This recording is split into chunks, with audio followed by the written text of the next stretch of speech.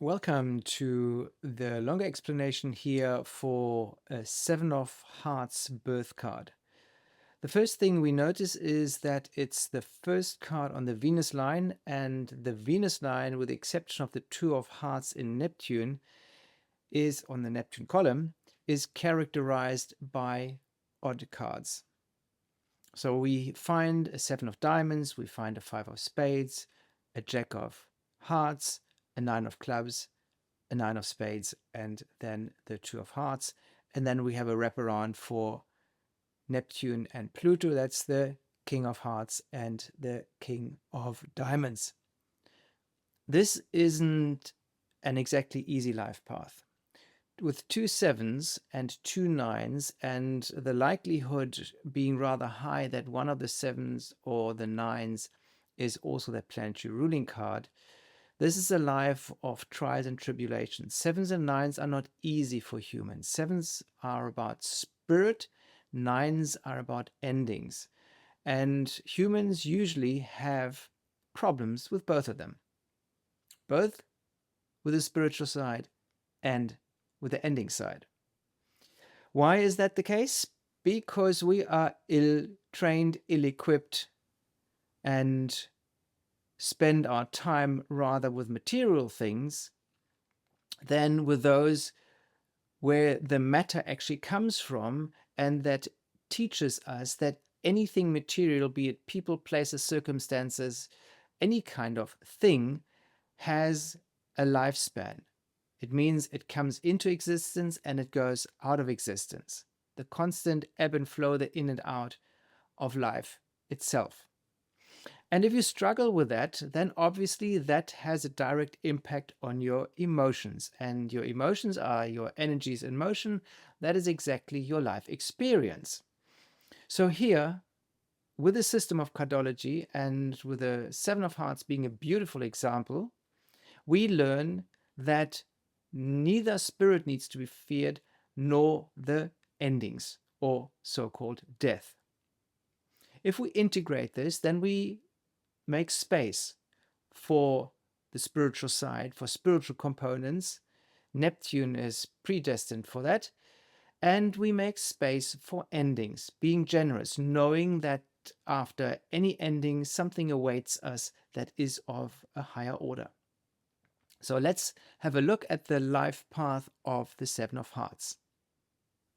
In Mercury, we find, being a seven, yet another seven. The Seven of Hearts in Mercury tells us that these people, often because of their spiritual disconnection, are thriving for material wealth, for spiritual values. Because the Seven of Diamonds is the millionaire's card. It is placed on the Venus line in the Venus column. Venus is about relationships. Venus is about money. Venus is about connections, anything that enriches us. And here we have a card that enriches us on the material side because it's a diamonds card, but that also enriches us on the spiritual side because it's a sevens card. So the mind of a Seven of Hearts is very much preoccupied with values and with spiritual values. And the more they acquaint themselves with those subjects, the better off they are, especially when they hit the Nine of Clubs and the Nine of Spades a little later in their life. With the Seven of Diamonds and Mercury, there might be a constant need to understand and intellectualize one's feelings. That works, but sometimes it doesn't, because feelings cannot be intellectualized. They are polar opposites. We want to understand things first, and then out of the mental side, we want to get into the feeling side, not the emotion side, but the feeling side. So we use one to move and merge into the other, so that we don't have to mind, but can be being, subconscious. So here we have a mind that is constantly trying to reconcile inner desire with external expression. That brings us to the Venus card, and that is the Five of Spades. That is a very restless card. It's the card of restlessness, 5 in the spade, or in the spade suit, in the suit of spirituality, work, lifestyle. So here's a card that is on a constant conquest, changing jobs, traveling a lot, etc. That's all fine and dandy. However, Venus for relationships, certainly the one-on-one relationships, requests more attention and more stability and more reliability. And the Seven of Hearts being a little bit on the introverted side, because the seven moves inwards, but then sort of being confronted with a rather externalizing card, a 5 and a spades in Venus, may struggle to have that, to create that kind of stability that is required for intimate relationships. For other relationships, more on the superficial side, more the one that go into friendship rather than romantic love, that 5 of spades is quite suitable. And being a 5, it always leads to internal change, which means within the relationship, there could be a lot of things going on because the 5 is restless. And in the relationship, it will make sure or ensure that things always stay fresh, things always stay new, that nothing is being rested on for too long. So if that 5 of spades is played correctly, it can bring tremendous benefit both to intimate and friendship relationships. You have to find someone who is willing and prepared to walk alongside your evolution, because 5 is the number of man, 5 is the number of change, 5 is the number of seeking. That's all fine, but that needs to be played consciously within the realm of Venus, which means relationships. Now we come to the Mars card, and here we find a Jack of Hearts. Jacks are playful, Jacks are youthful. Here we find the desire of Mars, the more aggressive, dynamic proceeding, influenced by a youthful Jack, which stands for spiritual love, sacrifice in love.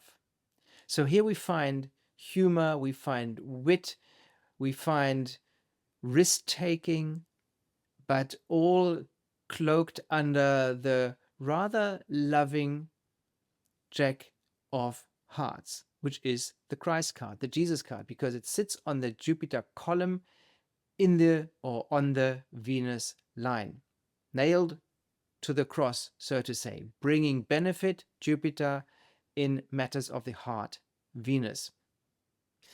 Then we come to rather challenging periods, and that's the Jupiter period and the Saturn period. But first, let's have a look at Jupiter. Here we find the 9 of clubs. So expansion comes through letting go of mental constructs and through acquiring a universal mindset in terms of communication, in terms of mental constructs. And universal means 9 being the number that encompasses all other numbers, becoming well versed in mental matters. Release outdated patterns, embrace new ideas, understand that even knowledge has an end and that needs to be, the knowledge, constantly refreshed. So do not hang on to anything as far as ideas, beliefs, convictions, etc. is concerned. Don't stick to it. Let them go. Detach from it. Be generous. Also be generous with your knowledge, because the 9 of clubs being the universal knowledge card and you being placed in the Jupiter position, that means that your growth and that your expansion and your benefits come from being generous with knowledge for others, especially with your rather challenging life path. So there's also here a teaching element in it, not in a professional sense, but by showing people how you manage this difficult life path, how you manage the sevens, how you manage the nines, and how you evolve alongside and become more versed and more positive and more outward than you were before, especially with the 7 birth card and another 7 in Mercury. Then we find another 9, and that's the 9 of spades in Saturn. Once again, Saturn loves even numbers because Saturn stands for order and structure, because the expansion of Jupiter needs to be caged in a way so that we can derive a benefit from it, because anything that it expands ad infinitum becomes uncontrollable, unmeasurable, and is of no benefit to us.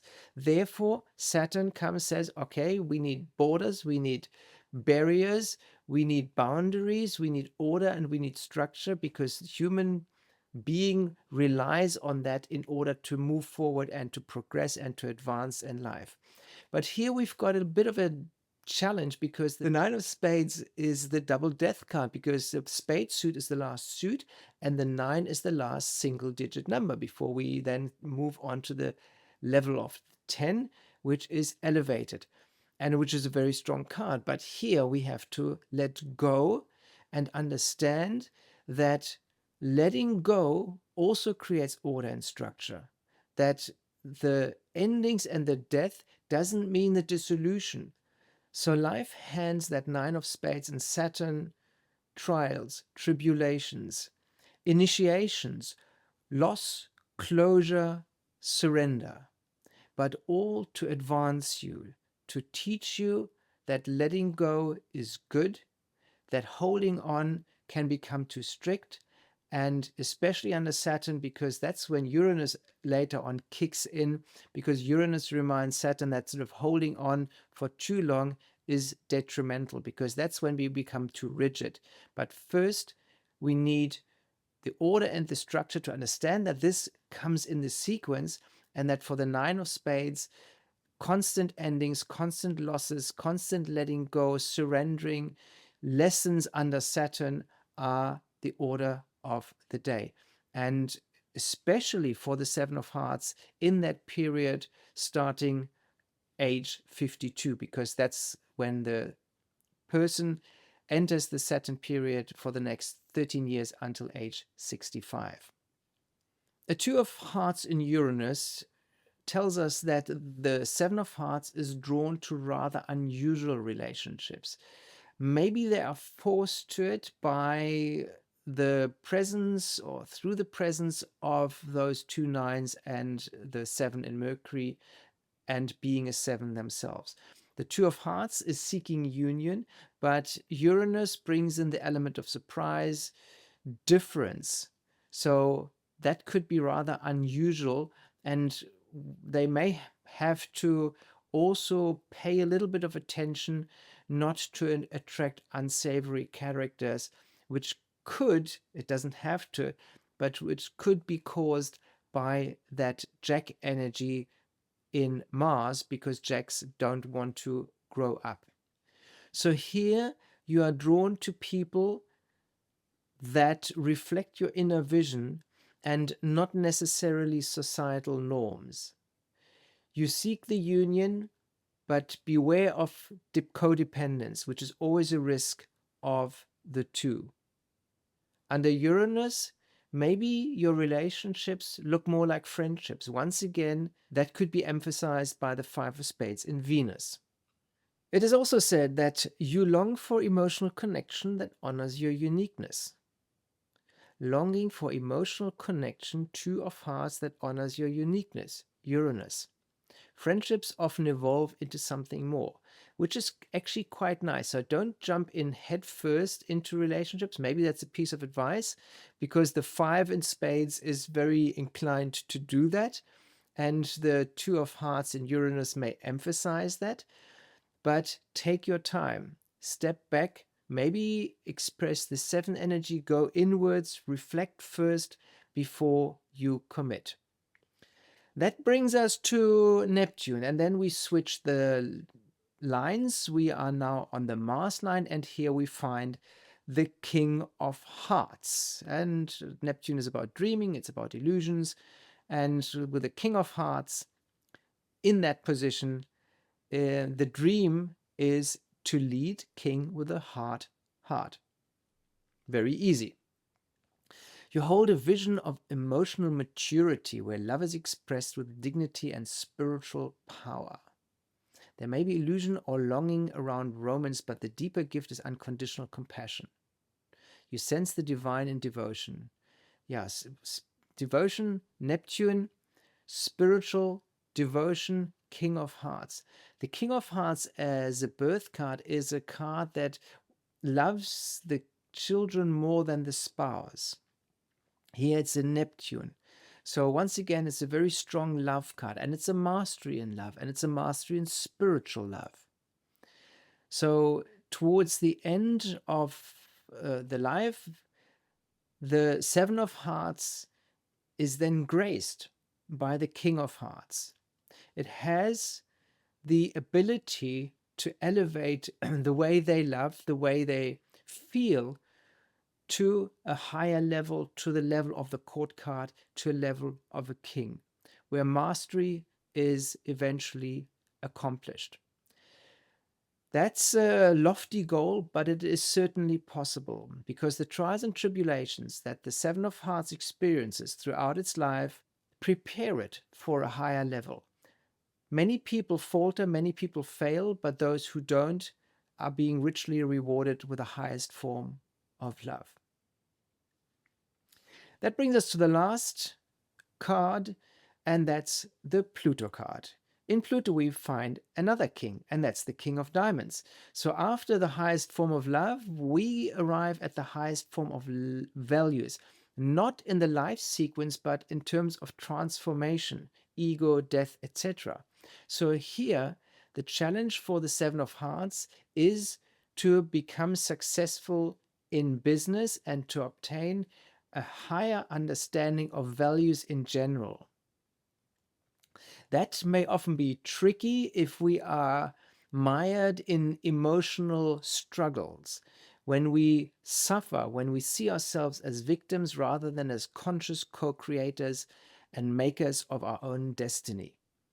So the King of Diamonds in Pluto reminds the Seven of Hearts that there is a beautiful ending, that there is a higher level, that our values can be elevated even though we struggle throughout our life.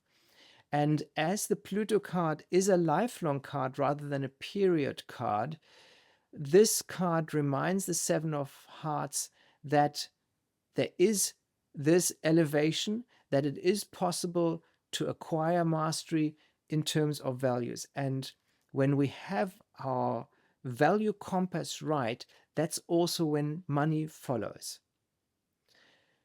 Do we have a money card? Yes, we have a money card in Mercury, and we have a money card in Pluto. So not in Saturn as with other hearts cards, but again, a diamonds card for a hearts card. Seven of Hearts, birth card, King of Diamonds, Pluto card. Transformation ego. That seems to be a common theme for the hearts cards, that they find themselves transformed in their values. And that makes perfect sense, because initially we come into this world rather unsuited and unequipped from a mental perspective as far as our emotions are concerned, as far as our control of our emotions is concerned, so that we can turn them into feelings that we are truly feeling from the bottom of our heart rather than from our mind, and that this then transforms us on a value level. So we value things differently, and also with the King of Diamonds in Pluto, that Seven of Hearts gets rewarded rather handsomely. So if it connects spiritually to the values suit, sounds a bit strange, but that means not being stuck on the earthly realm, but always trying to connect to the finer realms, to the spiritual realms. That's when the Seven of Diamonds kicks in and gets rewarded.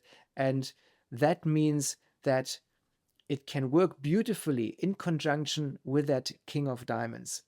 So material wealth is certainly not out of reach for a card that has so many emotional issues, human issues, and obstacles in its life path. So many challenges, but there's always a silver lining. There's always another side, because nothing is cast in concrete, nothing is set in stone. We always have the chance to, or the opportunity also, to reach the other side, and that is certainly possible for the Seven of Hearts.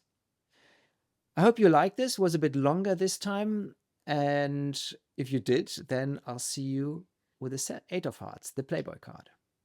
Thank you very much for paying attention, and bye-bye.